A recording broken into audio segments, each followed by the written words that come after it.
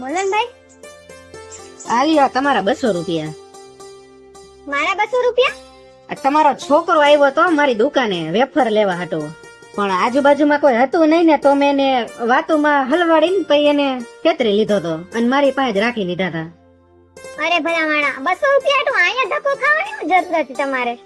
બેન, અનીતિથી કમાયેલો પૈસો હે ને માણાને હેરાન કરી નાખે. અરે પણ મારો છોકરો રમતો રમતો મારા પર્સમાંથી પૈસા લઈને તમને દઈ ગયો. તમે કદાચ મને નોય આપી જાત તો કોની ખબર પડવાની એમાં આવે? બેન, ખબર કોઈને નથી પડવાની, પણ ઉપરવાળાને તો બધી ખબર હે ને. અને જયારે ઈ હિસાબ કરે ને ત્યારે એકાય સરવાળો કામ નથી આવતો. એટલે આ પૈસા તમે રાખો, હું ભલો ને મારી સાચી નીતિ ભલી. આ 200 રૂપિયા રકમ તો સાવ નાની છે, પણ આ 200 રૂપિયાની વાત મને આખા જીવનની પરિભાષા સમજાવી ગઈ. ભૂલ તો મારાથી થઈ છે. જો હું એ ભૂલ નહીં સુધારું ને તો મારી આ પેઢીને ભોગવવું પડશે.